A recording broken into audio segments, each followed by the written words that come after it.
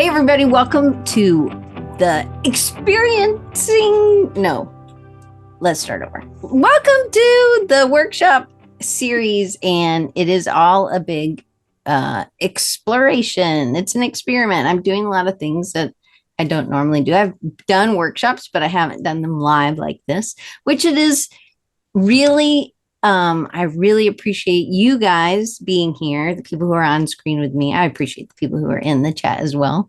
But it is ballsy and courageous that you're willing to do this on screen with me. So thank you. So we're going to start with everybody just saying who they are, where they are one more time. Again, who they are, where they are, and what they do as quick as possible. Regime, you're going to start for us first. Hi, Regine Douglas. I'm in Columbus, Georgia, and I have an art nonprofit called Ottahoochie, and I'm an artist. And hoochie is because of the Chattahoochee, maybe not Yes, because of right something off else the chat. that somebody else Yes, might right. not know, right? Yes, Okay. All right. Pick Paul or John. John. Best for last, Paul. Best for last. Okay, best John. for last, right. So I'm John Ingalls with Wild Routed, which I run with my wife, Diana, and my son, Brennan. We do illustrations, graphics, promotional products for national parks, state parks, conservancies, and public lands, coloring books and such. So I'm an illustrator by trade, and is Dee and Brennan. You all have different styles too. We all right? have different styles. We do, yeah. Okay. Okay. How about you picking Paul?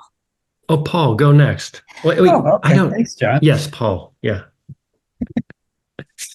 I'm Paul Nylander. I'm in Minneapolis, Minnesota. Illustrata Design is my company, and I'm a book designer. Long form content, covers, interiors, book production, that kind of stuff.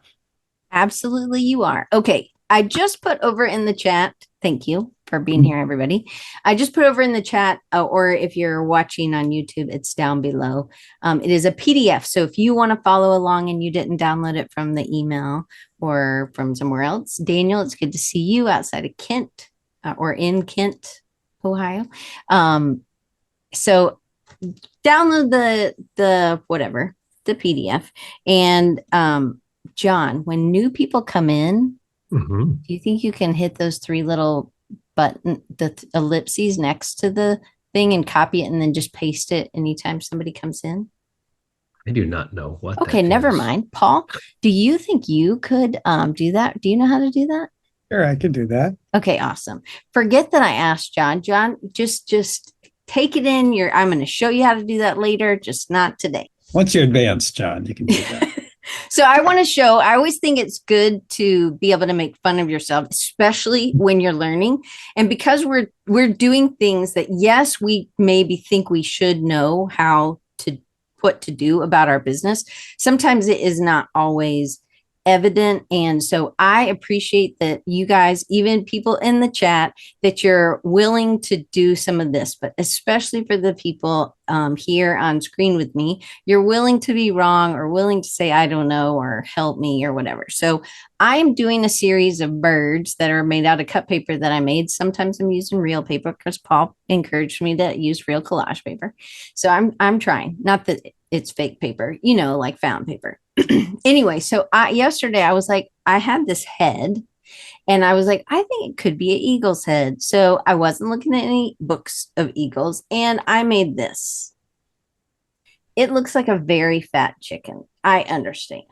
It's all made out of scraps. It is hilarious. Okay. I even wrote in the post, I said, this looks like a fat chicken. This doesn't look like an eagle. And my husband's best friend messages him today. He's like, we have some eagles at the place where he works. There's a nest. I'm going to take some pictures for Diane.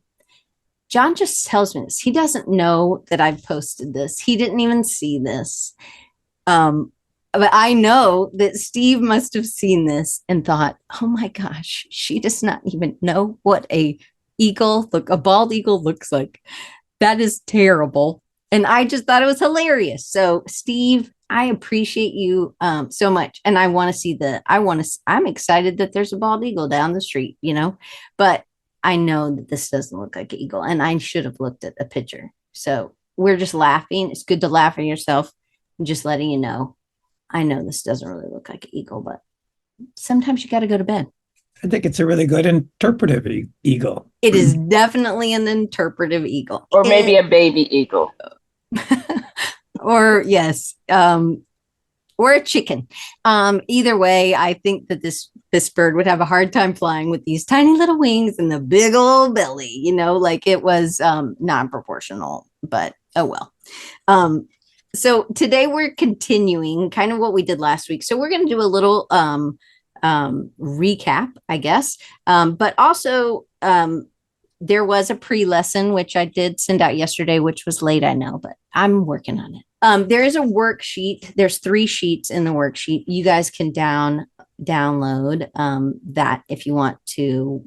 It's not an insertable PDF. I didn't have time to do that. It's just with lines. You're going to use a pen or a pencil or something, or crayon, I guess, and just write answers. But first, we're going to talk about just kind of recap last week. So we've said who we are and what we do, which is really important when you go. And one thing that I got from Paul last week that is just resonated with me was Paul said, do you want to guess, Paul, which thing you said that was okay?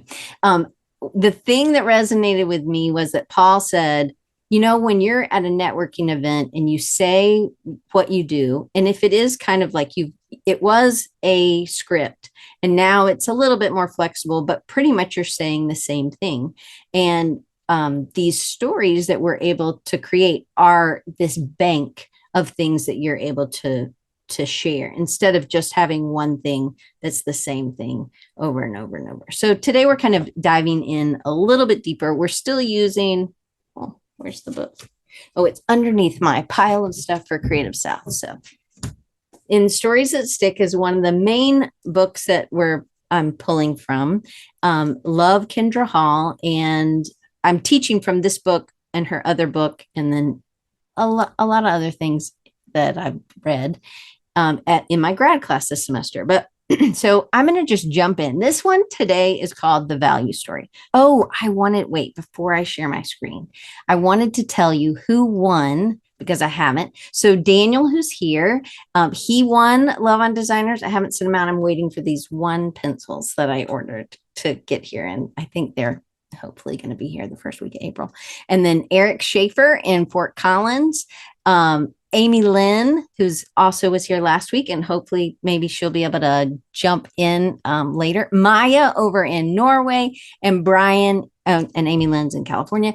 Brian Yan is in Virginia. So yay to the winners. There's a pile of stuff. I've already packed it up. It's packed up, ready to go, except these 1 Derwent Inksense pencils that I ordered and paid for, and I just am waiting to get them. So just so everybody knows, people actually do win and they get stuff in the mail. Paul's been a winner before. So, okay. Right, Paul, you were a winner. Yeah. Oh. No, I was a winner. Yeah. In fact, I was just looking at my drawing pencils and things like that. I was pulling them out to do some stuff. So, Well, cool. Okay. Here we go. I just wanted to make sure everybody knows that there are winners. All right. So this is workshop 2. So there's really 4 videos, just so you know. One's a live video of the workshop last week.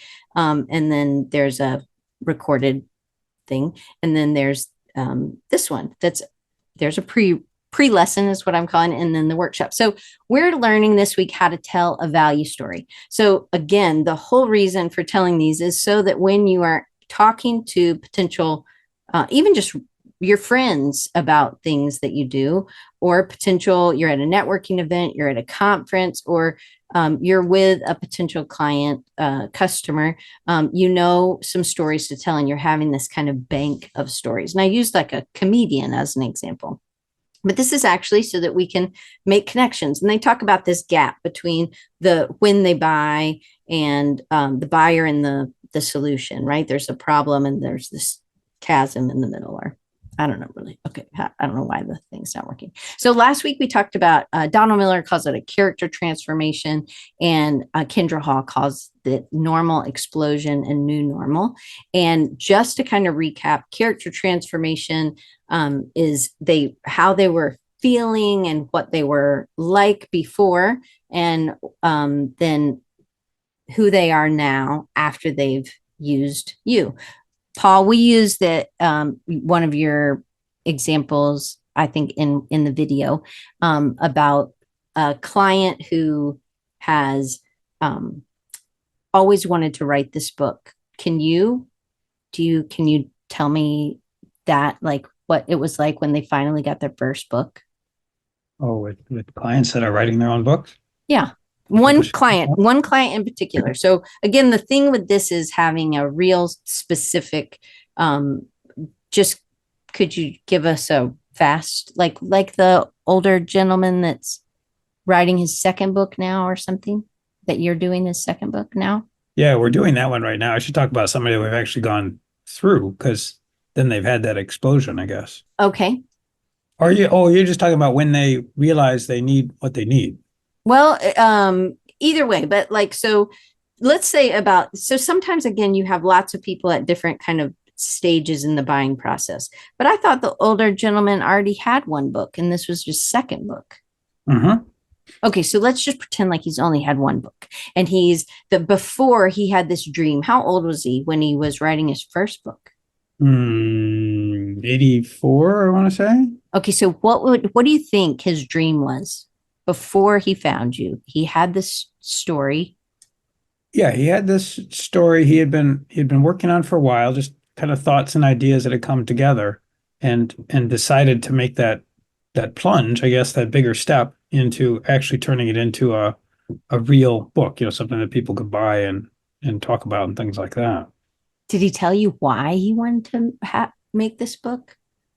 I'm trying to think specifically in his case. I mean, generally, it's kind of a calling. I mean, they authors feel compelled to get something out there. They've got an idea that they think is worth sharing. Okay.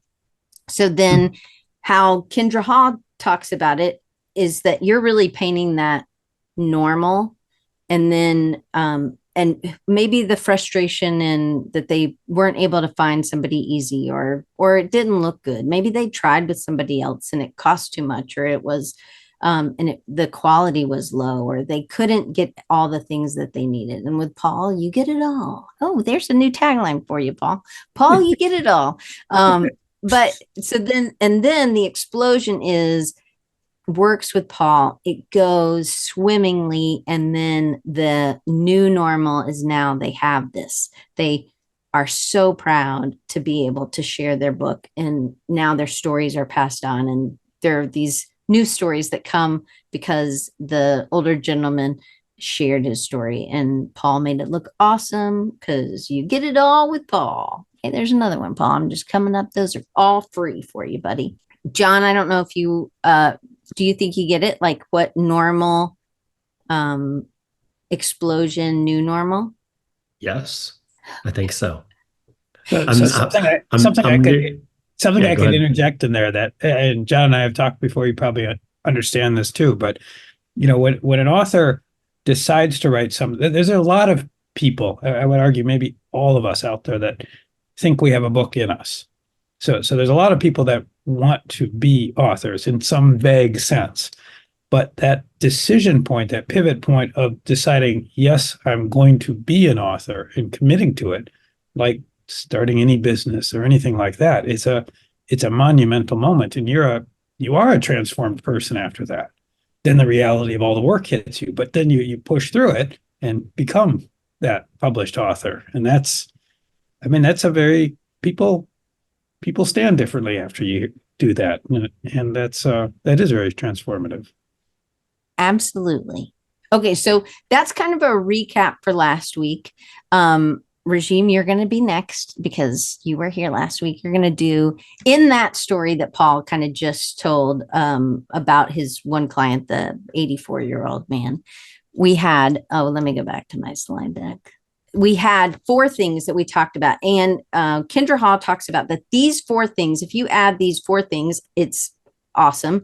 But even if they actually did a study, and if you just had one of these things, it helped the story be more memorable, or that people connected more. So in those, Regime, who do you think the identifiable character was for Paul? For Paul, it was the guy himself. Yeah, the guy who wrote the book. Absolutely. And can you think of, I know you heard some of it last week, and maybe we didn't tell enough specific details, but was there, again, you don't have to have all 4, but was there a specific detail that you can think of that he just shared? You're like, I didn't know I was going to have to do this. This is tight, but I know you can do it. I can do it. So I guess the pivotal point of him realizing, and Paul being that person that helps him to realize that it can happen. It is possible for me to finish this, because it was a thought before. And how many years prior to that did he even have those thoughts of writing this book? Be 84 years old. Yeah. So meeting Paul, and it's like, oh, wait, this person actually gets me better than others that have listened, and I think I can move forward. Cool. Okay. So then authentic emotion. I think that there was authentic emotion in this, pride that he, one thing Paul said, and maybe this is a significant moment. He said, when it's published, so this is kind of both authentic emotion and significant moment, is that they stand taller, which I thought was something. I don't know if you said that last week, Paul, but to me, that's something that we understand, and that has to do with pride, but not egotistical, cocky pride, but like, I've done this, I've made it through this journey, but also my story's able to be out there. I'm proud that I've written something, but also it's gone to the next step. Would you agree or disagree, Paul? Mm-hmm. I would agree. Okay. All right. So that's kind of the recap. If you want more, there'll be a link for lesson 1 down below. But this is something we didn't talk about last week, but this is something Donald Miller talks about all the time. And who's the hero in that story with Paul and the older gentleman? Just guess. Anybody on screen? Paul. Paul's not. So Paul's not. Paul, this is what we think about. So think about Paul. Paul is Yoda, and the older gentleman, but so the older gentleman is Luke Skywalker. Do you see that Paul is guiding him? And the hero is, if Paul was the hero of the story, he would be like, I went in and I saved the day, and I can do the same for you because you can get it all with Paul, right? Like that probably would be not so good. But then Paul's the hero, and they're just having to come into his story, but he's actually just one part of their story.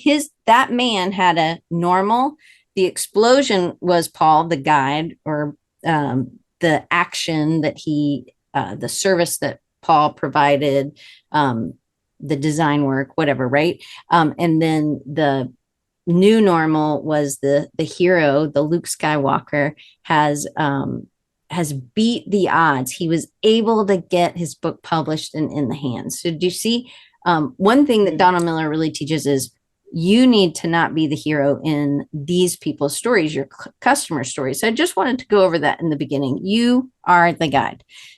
So today we're going to be talking about the value to who. So the value of any company story. So if I engage with you, Regime, to do the art on the hooch, tell me again so I don't mess it up. I know it's the Chattahoochee. Artahoochee. Artahoochee. Yes. Okay, so if I'm engaging with you, it is going to be, say a company decides to have you come and do something for them, and they're doing something, and now they're able to give it to maybe a group of people. They're buying your services to be able to expand a group of people. It is making that company look great, right? There's value to them. It's increasing awareness about that company and how they really care about the people in the community. But it also would be a benefit to anybody who's actually participating, right? So there's a benefit to the company, yes. And if we're just talking about business to business, there is different than maybe business to consumer, but I do a lot of work with other businesses as a designer. Then for me, it's going to be really helpful for me to have some personal value stories. So we're going to get into this. The one thing we need to know is, does the customer already know that there's a solution and is looking for service providers? This is going to be something that we're going to answer a little bit later in answer 4, 5, and 6, I think. Four, maybe. Because we don't always know everything that is out there.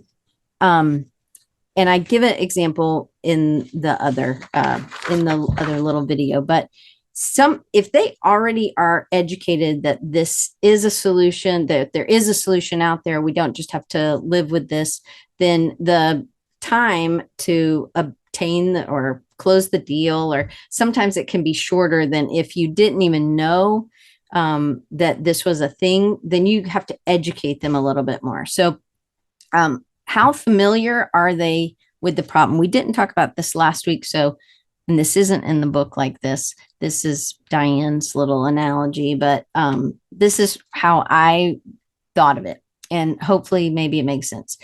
The analogy is sometimes you have, maybe this man had this book written for a long time. He knew that he needed to find somebody, but he just hadn't. I don't know why he hadn't, but as he gets older and older, there's that the pressure is on. He really needs to solve this problem. And so I call that as being married to it. Sometimes you're just intimate with it, but you're excited about it because you're more than friends. But it's in the excitement. Oh my gosh, there's this thing and I know it really well. And now I'm going to go and I can find somebody to solve this service problem, or I'm going to buy a new bed. I finally have time to, get the whatever sleep number bed that you want. I don't know if I'd ever get a sleep number bed. My parents have one. Anyway, best friend, and acquaintance. And the two I gave as an example was an acquaintance and married to it in the other video. So acquaintance to me, I'll just recap, is something that happens to all of us, or often. If you, and the example I gave was for Paul. So he would say maybe he wasn't an illustrator yet. He's working on always drawing. So I appreciate that. But I also have said many times in my life that I'm not an illustrator either. So I would hire these things out. So I get a new job from a client, and a client says, hey, I want to illustrate. I want this book illustrated. It's a children's book. Well, Paul is new to this. He's an acquaintance. He knows that there's a solution. He just has to find an illustrator. So knowing maybe he hasn't had to do that at all. This is first children's book, although I know it's not because he's done plenty. But say the very first one, he might not be as familiar with finding an illustrator. Now he's maybe more in the bedmate range of finding an illustrator. He knows how to do it. He's more intimate with how to do it and where to go to find one and not one. But really knowing where they are, if they're like, oh, I don't know that. Or if they obviously know that people illustrate. So there's a difference between not knowing that there was a solution and then this. So there's levels of intimacy with being ready to purchase. And I think that is the thing, just trying to determine. when you're talking to someone, you're asking questions just as much as they're asking questions to you. And I think that that's one of the things in networking that's really important. So depending on their familiarity with that problem, how long they've lived with it, maybe it's a dream of writing a book or a dream of getting it published. How long have they been dreaming of it? Paul's has a lot of self authors. What do you call that? They're all self authors. Self-published usually, or Okay. author publishers. Yeah. Author publishers. Then what there are some people who are like, oh my gosh, there was one lady in COVID. She started drawing and then she's like made this bird book that Paul is the designer for. And now she's making all these bird books. But that wasn't something that she wasn't as familiar with. She knows there were books, but she hadn't decided to make it into a book. So once she found Paul's done it all. But that's going to determine which story he's going to tell to which person. So I use the example of me finding an editor. Chris Martin's here. Thankfully, he edits the podcast for me. And when I found him and asked him actually if he would do it, I was very married to it because I had lived with it for a very long time. In the other video, I talk a little bit more about this story so that you're getting some of those identifiable characters, the specific moment, the authentic emotion and details. So the finding an illustrator, I said, was an acquaintance, and I used Paul as an example. I just made that up, so I don't know if it's true or not, but the action step is in those stories.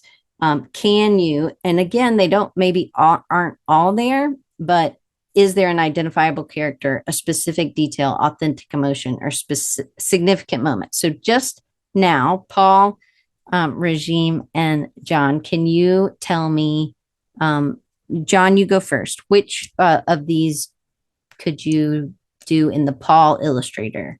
Can you identify a character? Who's the hero? If it's the bird lady book, during COVID, she starts drawing all these birds, and then she's like, I'm gonna make a children's book. Okay, so who's the hero? Well, you want her to be the hero, she's right? the hero. She's the hero. So Paul's your client always Yoda. needs to be the hero. Yep.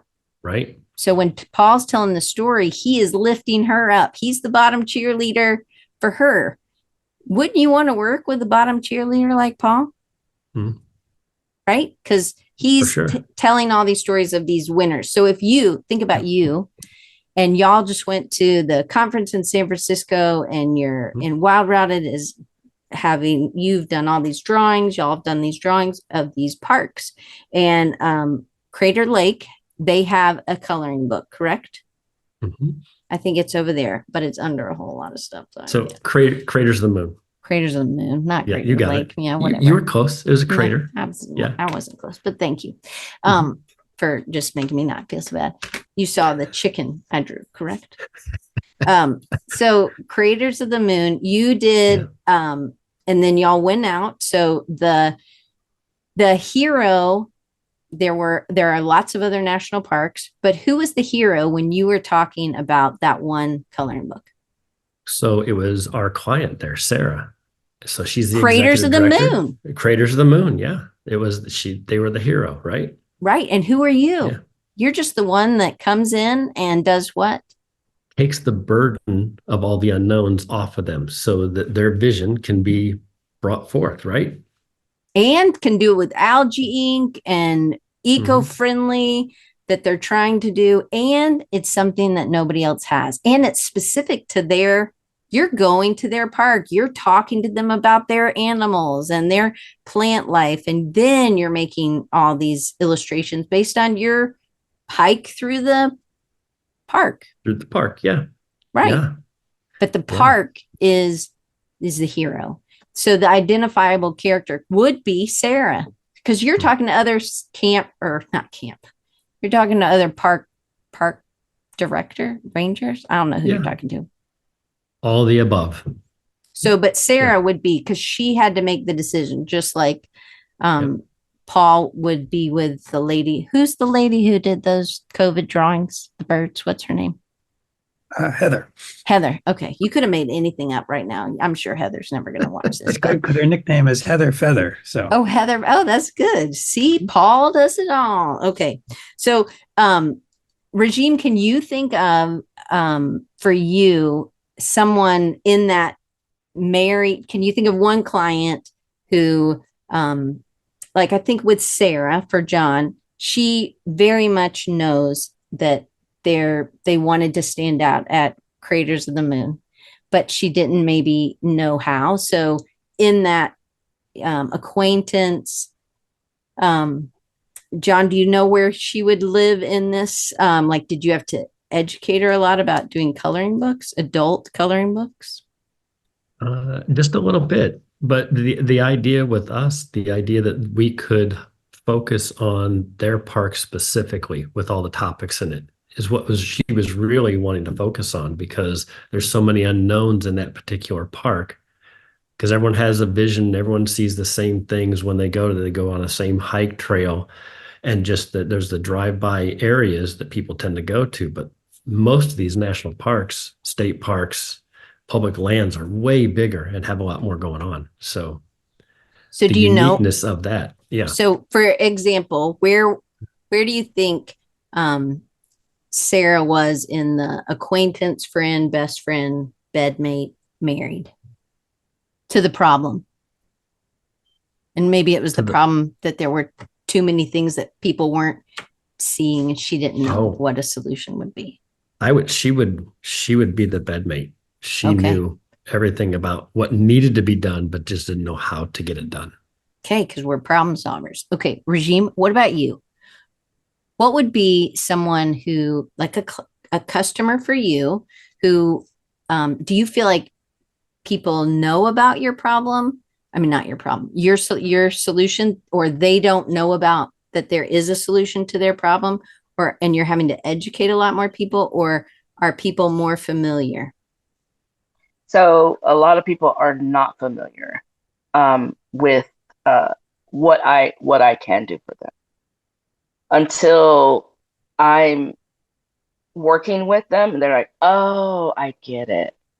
And because a lot of times they don't know why they need to have art as a focus to help them with their mental health and anxiety and that. So They know that there's a problem, but they just didn't know that you could be part of the solution.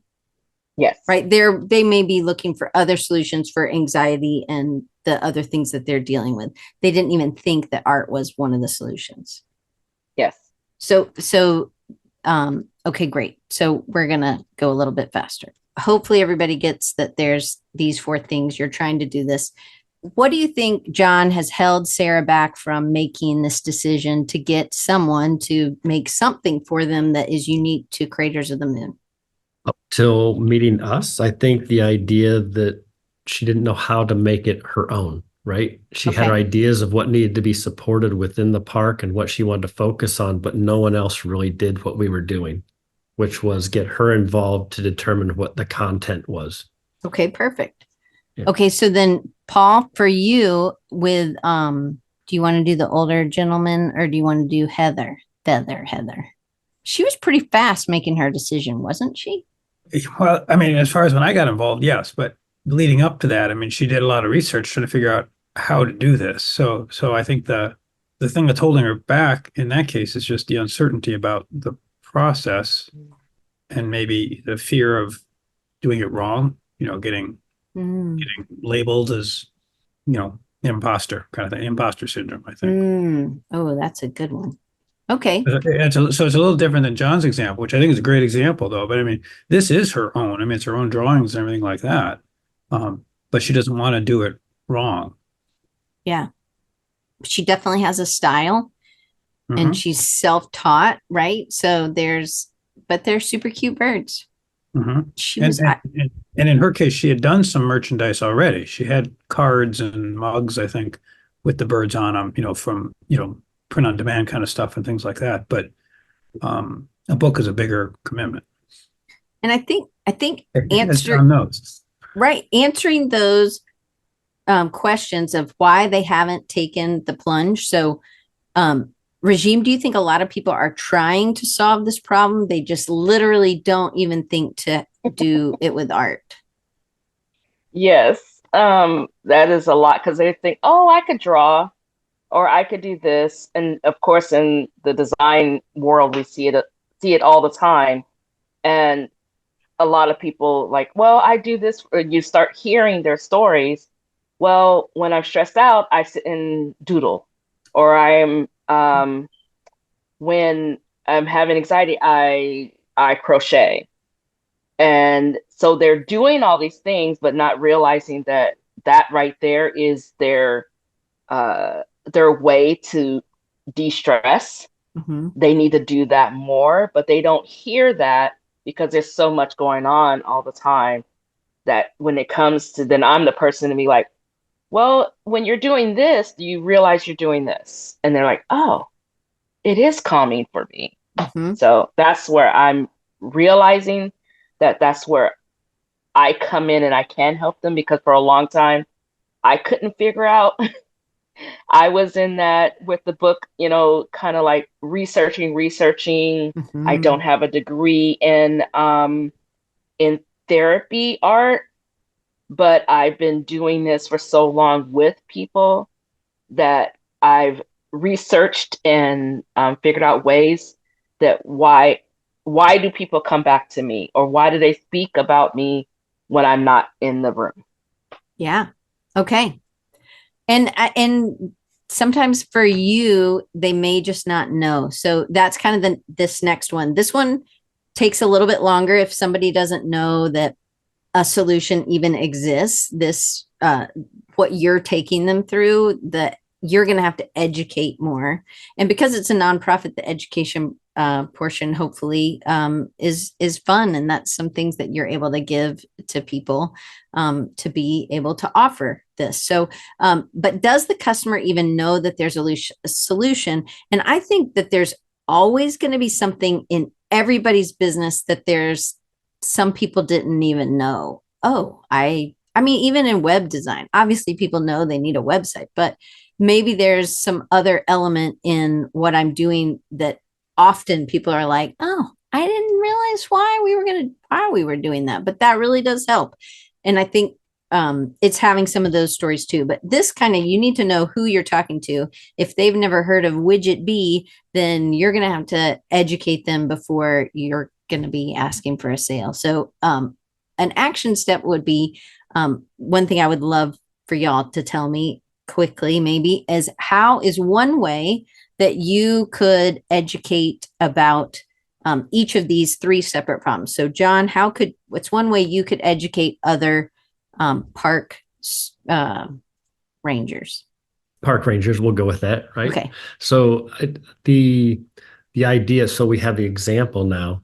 So we have a real world example that we can show them, right? Not only with sales, but how the park was promoted using this particular product, and then the hidden advantages, which would be the algae ink and recycled FSC Okay, so now paper. you're giving me features and benefits. You know I'm going to interrupt you because I want to make sure. So hey, we're a step in. I'm ahead of you. But what would be something? What is a method? Is it that you go to instead of? Oh, yeah. Are you going to? You went to a trade show. Yep. How else during the year? Because it's one trade show a year. How else are you going to educate people? So we can send samples to potential clients. We can do social media, promote it on our website. Okay, that's good. That's way more. You're taking other people's. That's the direction you're going. Yep, that's it. That's it. Okay, Regime, what can you do? Don't take all of the ones so Paul has nothing. Oh, sorry. See. I know if John hadn't said social media and all that other stuff. It's okay. You can have social media. I'm really hard with it. You go and work with certain people. Showing up at different events. So that shows, then someone else that hasn't seen you go, oh, I didn't know you do this. You could go to the VA and do a workshop just for them, right? Mm-hmm. Okay, Paul. Very good. Regime not giving 18 answers like John. Paul, is there anything left for you? I was thinking, I mean, it's attending things, so conferences, but just simple Q&As, not even about, what I do, which is design, but just Q&As about the bigger field, publishing, get some of those questions out. Where do you go to do those Q&As? Anywhere that publishing or writing people are gathering. So Yeah. sort of writers meeting or publishers kind of meeting. But one of your clients is for indigenous peoples and languages. They that would be a whole nother, they might not be at a writers conference. Where might those people be? Actually, they might be at a writers conference. They might. There are indigenous gatherings like that now. But it could be that there is something more cultural based that is, I don't know, that again, you're just having conversations. Like you're attending an event that my friend Rafi, he goes on this. Oh man, I wish I knew what it was called. And when y'all know what it's called, you're gonna be like, you couldn't remember that? It's like he gets in a canoe and they do this. The elders have done this path of, and it's like they go and camp and he was asked to go along with them, and just going to that, just being present and attending something like that, I think is helpful. Okay, going back to the thing, is there anything in the chat? Also mentioned Chris in the chat. Chris Martin pointed out, giving a workshop or networking event at a Rotary Club or book talk also in my case. Yeah. That's a whole deep thing, but yeah. Yeah. Okay, awesome. So again, I'm not going to ask you to do this, but anybody could say, yep, did they have an identifiable character? If you didn't, think about adding one in, right? A specific detail, authentic emotion in that significant moment. Think if you can add all four, great. And again, this is going to take practice, but identifying the value, which is what we were talking about, and we have 15 minutes. Oh, Lord. Okay. I think that there's four types of marketing arms. You educate, inspire, entertain, and sometimes you encourage, and sometimes encourage and inspire the same. But if you can do all three, that's awesome. I think it's really difficult to do all three. And she talks about Workiva, which is a service, and it's like so that all the numbers are together. You can listen to the other video to tell you the example. He didn't want to have a dad bod. That's why I use that image. The value for this, I'm just going to tell you. So Workiva had a company value that they got is that they were less inefficient. They were more efficient and they were more effective because their business ran better because their numbers were together because they hired Workiva or they bought the Workiva product or something. But the personal value was that man actually got to get out of his dad bod. He got to do his triathlon that he wanted to do. And he wasn't frustrated because before he was having to meet before work and after work to meet to make sure the numbers were right before he gave it to the salespeople or the pitch decks or whatever he was making. So the value, there is always going to be a value for the company, but when you tell the story, you're actually telling it to the guy who has always had to give up his swim time and his run time after work to do this other step. So what was the dream? So we kind of already talked about this, but I just want you to think about this. These are other things to add into your dream. These are like the before parts, the normal, what it was before they got involved with you or your service. What was their dream? What was their personal life like? And what was their work reality like? So I was going to have you do one client transformation. And I still think we'll do this because I think this is helpful. Regime, do you have one person that you've worked with that you could say what the before was like and then what the after was like? Yes. One, I started teaching at the VA, just art classes and basic drawing. And there are some people that actually started drawing, like they've already been drawing before. So one of the girls, she's like, we had this project where I just had them do a 3D, like a ladder on a piece of paper, the folded, and some of them had never did it. And so I did simple steps and they all completed it. Some Did people she that had think never she could draw or not draw before? She did not think that rulers, like she hated rulers. Using rulers in her art classes, she never did it. She didn't go after projects with it. But after that project of that simple thing, she was like, you know what? I think I'm gonna try to do more stuff with rulers. That is that because now you taught her how to utilize it, and it wasn't like this real technical bad thing that she was always getting wrong, right? Mm-hmm. Okay, great. All right, Paul, can you give us a character transformation of somebody? You can do either Heather or you can do somebody totally different. Well, I mean, we kind of did that with the transformation, how people feel about themselves before. But I want a specific story. Hmm. One person, because I think like John will be able to say Craters of the Moon and Sarah at Craters of the Moon. And actually, that helps to paint the picture instead of it being like a general. Because if Regime she didn't have to say the girl's name, but she said it was this girl, and she had a specific interaction with a ruler that she didn't like, that made her hate rulers, which again, specific detail for sure, and kind of weird. But then by doing this thing with Regime, hopefully now she's not stressed by rulers like at or doing the art. So the full transformation was that now she's able to do art and it's relaxing her, because that's what Regime's thing is, that art reduces anxiety.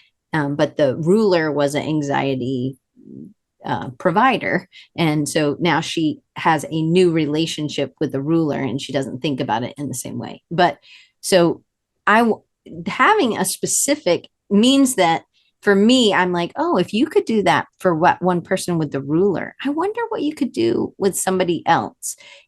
Because maybe somebody's like, well, I don't have problems with rulers. Okay, well, buddy, here's another story. And then you're not going to tell a story about a ruler. You're going to tell a story. My ruler. You're going to tell a story about something else.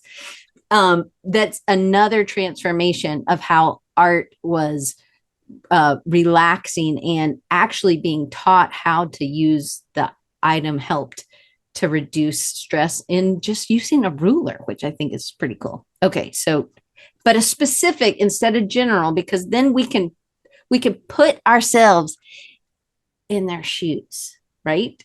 I get the idea, but I would have to think about it a little bit, because Okay.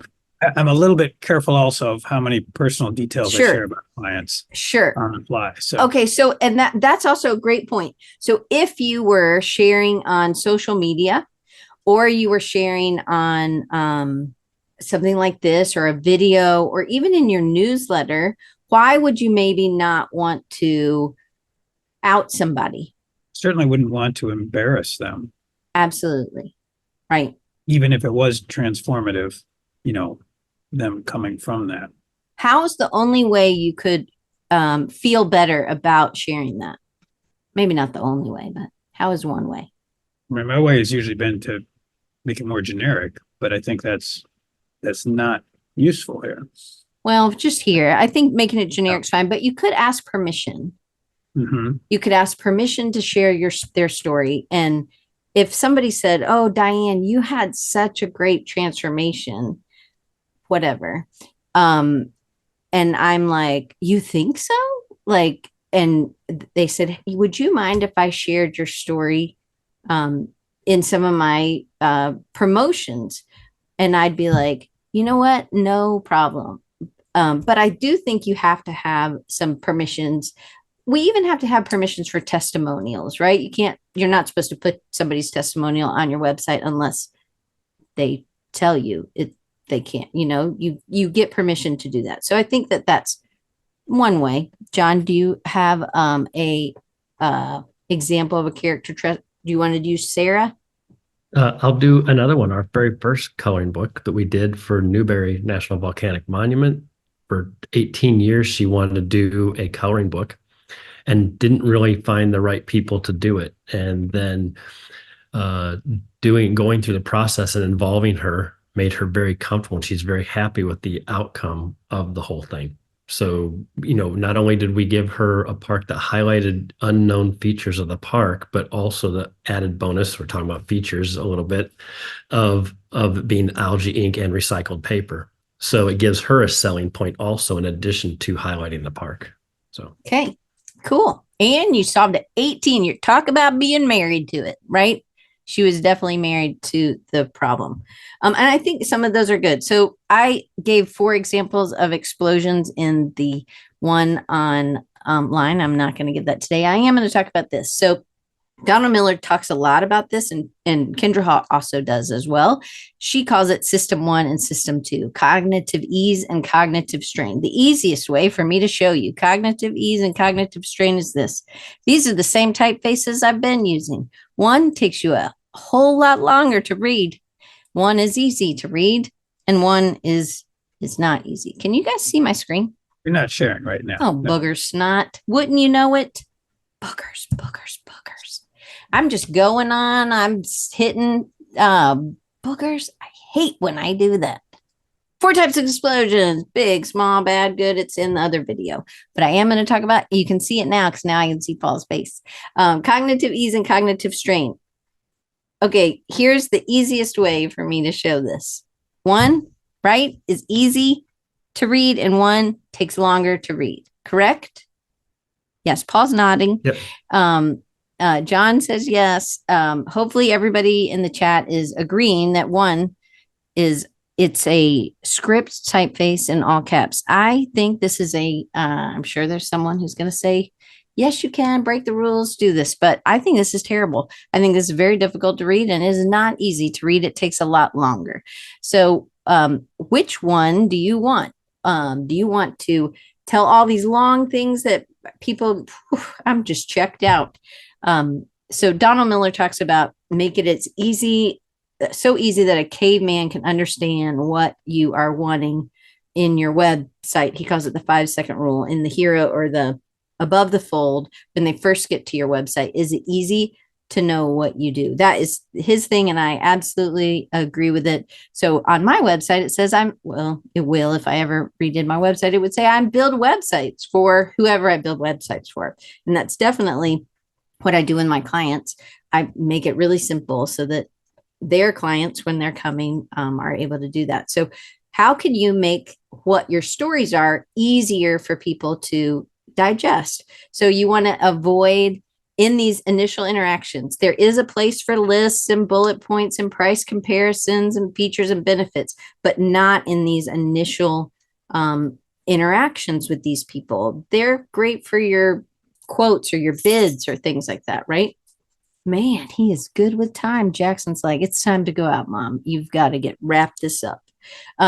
So you want to avoid these things here. We talked about that a little bit. Instead, you want to create a shareable story or experience. And this goes back to what Paul said last time, was that now I have lots of different stories that I can share when somebody else new comes into the same group I'm in. I don't have to share the same story. So the action step would be to create a client. What is the client's value to their company? So for Sarah, what is the value to the park of them getting the Craters of the Moon, and you showing all the details and them having this as a product that they can sell? Do you know? Can you tell me, John, value to the company? Bringing attention to parts of the park that people probably aren't familiar with in a more sustainable way. And as people buy this, that also helps them raise money to support the park. Okay. And then this might be a little bit more difficult, but if you were talking about, who was the other lady at the other park? Newberry? Yeah, Karen. Yep. Karen. Oh no, Karen. No. Karen, we'd say Karen. That's my cousin's name. I didn't know he wasn't spelled with a Y for a long time. Anyway, Karen, what is a personal value for her of having the Newberry? What's something personal that's come out of this for her? Do you know? Well, she had for the longest time, she wanted to have this product out. In her mind, a book that she's wanted to have that supported a park. And so now the realization of that being there is a pride. She feels like something was accomplished that she's always wanted to do, you know? In a way, it's a story for her, right? So she Mhm. was able to make a good connection with y'all. Y'all are the guide, not the hero, right? So Yep. in that's kind of like example 5 and example 6 on the sheet. Again, I'm just trying to get you guys to put some examples of things that you are doing. So sometimes an explosion for somebody is a big thing.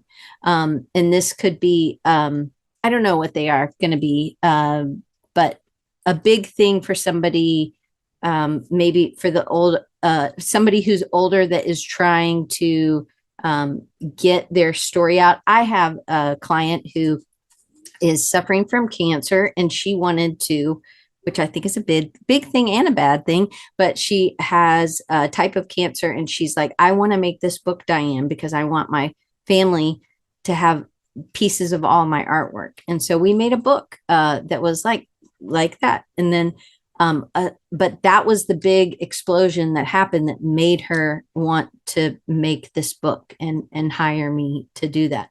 With a small thing, a bad thing, we are cancer would be a bad thing, or some things that prompted. I'm trying to think about it in business, because a lot of the stories I had were more personal, in a good thing. Then again, just remembering how can you make it easier, cognitive ease and cognitive strain. And I also think you need to, we're almost done, adjust your expectations on the length of time it's going to take to convince people. I hate to use the word convince, but to let them get to know you, to build that trust so that they're ready. Sometimes people only have, they do their budget at one time in the year. And so you'd have to wait till the time comes around for you to fit into that budget. And sometimes things cost a good bit so that they don't have time. People in that initial or that second meeting, you need to have some stories to be able to tell. To me, I loved this quote. So I did have it in the other one. I'm going to put it here: beyond simply, and it is the hanging punctuation. Beyond simply being engaging, stories actually prime the brain to be more open to what you're offering. So maybe the more stories you're able to use and build that trust, you're able to get them to be a client quicker. So that was it. We got through. That was my other little thing. Anyway, the examples were, just to walk you through the sheets, is I gave an example. If you were watching the other video about the podcast editor, it's just sometimes good for you to listen to a story and try to write down what the explosion, and the new normal, and then check off, was there an identifiable character? Was there a specific detail, authentic emotion, and a significant moment? There's little check boxes. I guess I could share my screen on that. So finding an illustrator, that was the Paul example I used. If you're not an illustrator, what was did I just delete all of those? I sure did.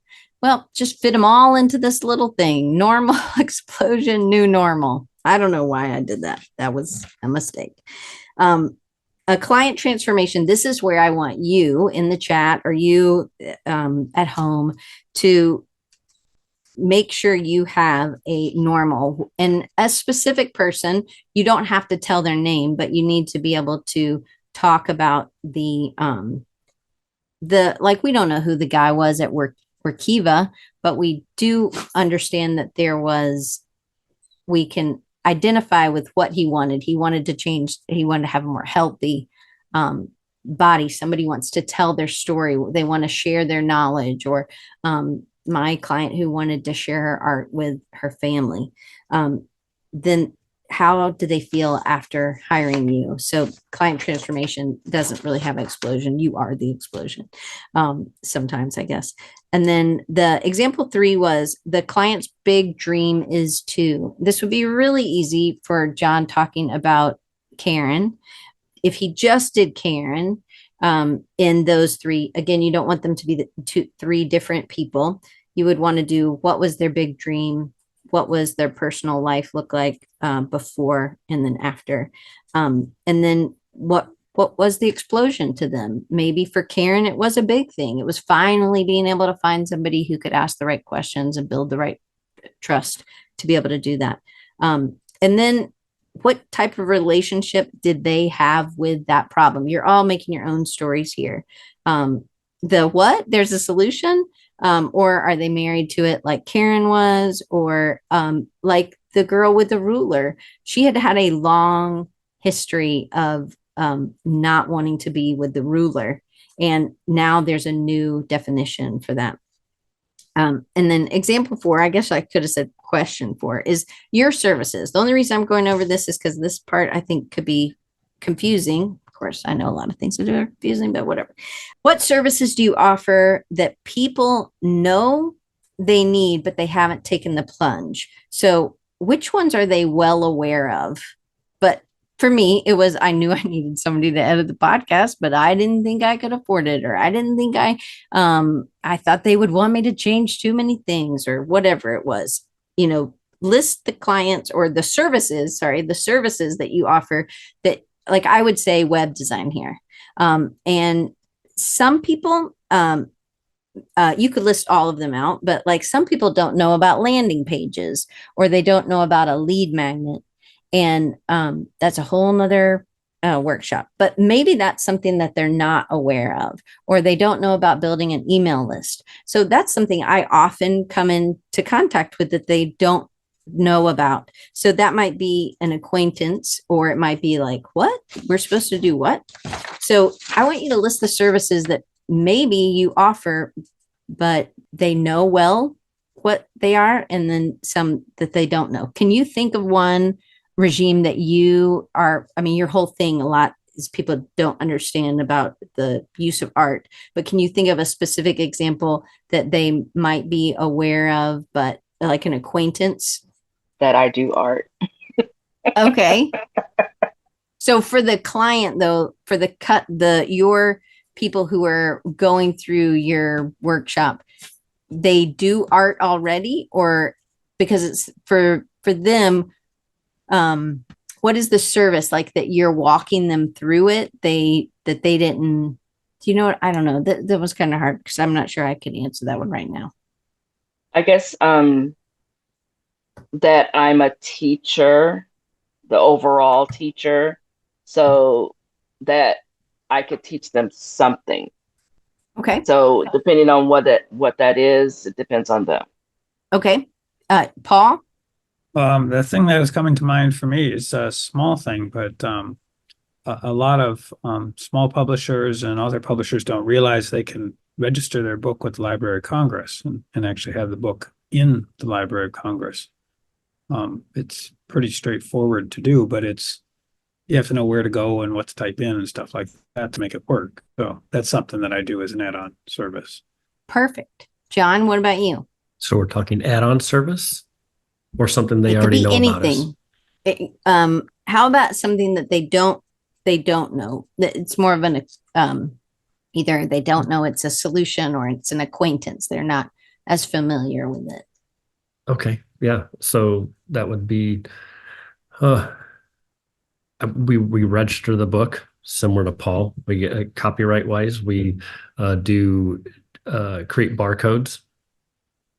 Any of the products that we have, they need it. We do hang tags. So if there's a lot of little nuances along besides just doing a sticker or a coloring book that go along with the whole process. That other people might not do and might not know. Right.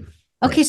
So those are some of those features and benefits, right? Obviously, but could you tell a story about, I know you could, because I've heard you tell a story about the barcode people, or somebody, oh, I didn't know y'all would be able to do that. Oh my gosh, that saves Sarah a ton of time and having to do that extra step. She's got a lot on her plate already. She doesn't get to have dinner with her kids or whatever, right?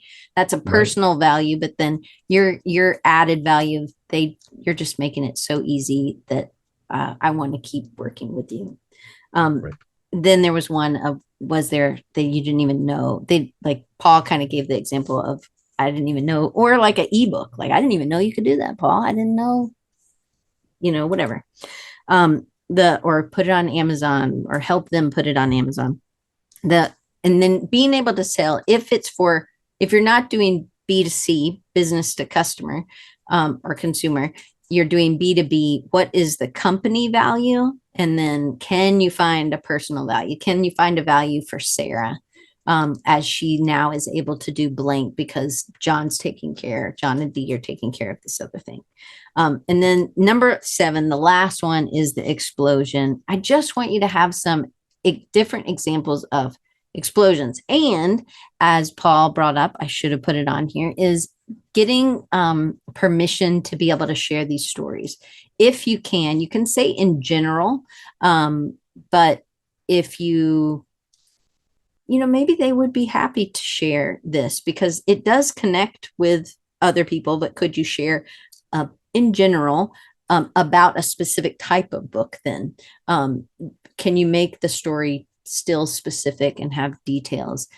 Like the Workiva, they didn't say the guy's name. They just said he didn't want to have a dad bod anymore. He was going to do a triathlon. So there was a lot of this personal stuff without giving his name. So I think there would be ways to do this. I don't know if this was helpful, but I would really love to know in the comments and in YouTube or right now for these people who are live. But you can always send me an email. All those links are down below or wherever they are. If you're listening to this, but I just can't thank the people who are here. Regime, thank you for being here twice. Paul, thank you for being here twice. And John, thank you for being here once. And the next week, this was really the value of your customer, but you guys are all founders of your own companies. And next week, it hopefully won't be as long. Sorry, it takes so long. But we're going to do the founder story. And that's the end of the series is the founder story. Do you know how to tell your founder story? I know that a lot of people in a lot of other books have a hard time. They don't want to tell their founder story. But maybe and I still don't think you're the hero in your founder story, but it does help. So I want you guys to watch Shark Tank or Dragon's Den or whatever they call it over in Europe. I think it's Dragon's Den. Anyway, I'll have to ask my UK friends, my uke friends. I'm just kidding. I'm sure they don't call it uke. They would be like, oh my God, please don't do that ever again, Diane. But anyway, I appreciate you being here. And now we all know Paul, what is it? Paul can do it all. And I just, as is Dragon's Den. Okay. Thank you, Timothy. Thank you guys for coming. And I'd love to know what you thought, or I know usually a workshop is 2 hours or maybe 3 hours, and I'm squishing it into an hour and 15 minutes. So I really appreciate it. So maybe you'll take the time and won't have to talk so much. And hopefully you can do these. The end. Do y'all have anything you want to say? As we wrap, John's like, no, I'm not coming back. Don't ask me again, Diane, ever. Regime? Yes. Not true. I do appreciate this. It's helping me to actually hone into what I do, because that has been the question. It's like, oh, so how can you help me? And now you should probably, when you say Artahoochie to people who are all over the world, they might think Hoochie's something else. Right? So it's a river in where she lives. So but it's just kind of funny. Maybe it's not. Maybe Adrian, do you know what Hoochie is? The other Hoochie? Anyway, there's songs. I don't know, Hoochie Coochie, all kinds of things. Not okay. Well, you can look that up, Adrian. Have fun. I think alcohol sometimes is called hooch. I think maybe other things that my mom wouldn't want me to say on this, and she's always with us now. She's never playing bridge. So anyway, hopefully that helps. Paul, you got anything? Last words? I was just going to say, same as Regime. I mean, it's challenging to look at yourself this way, but it's really helpful. And that's always hard, is to see it from the customer's perspective of what we do. Even talking about some of the things that they may not realize we do. I've certainly experienced that where, you just happen to mention something, or, in my case, maybe I just ask, oh, do you want me to take care of this for you? And they're like, really? You can do that? That's possible? Yeah, Yeah. And that's cool. I think sometimes just, I do think some price comparisons are helpful. And I always give a price comparison at the end, like when they're about to pick which package and sign the contract. And I put some things that maybe are the unexpected in, but maybe I need to have a story. Again, I'm coming up with all these things that I can share on social media or all the places John said, or wherever I am.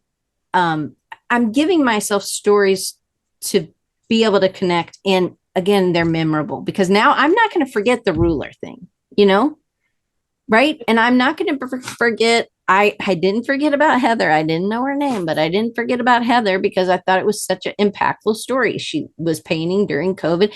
And then she's like all over and she's doing all this art and making all the birds of Wisconsin and the birds of Minnesota. And it's awesome. John, you talked about, I almost said it like really northern. You talked about, I don't know, whatever. I didn't mean to. It was just coming out like that. You talked about Sarah, and you talked about Karen, and you gave the pain points of some of those park rangers, the park directors. I just think we got to make it clear so that people know that we want to work with them and that we've seen this before and we've helped somebody else. I love that Paul said, stand taller, but that's what you're helping them do.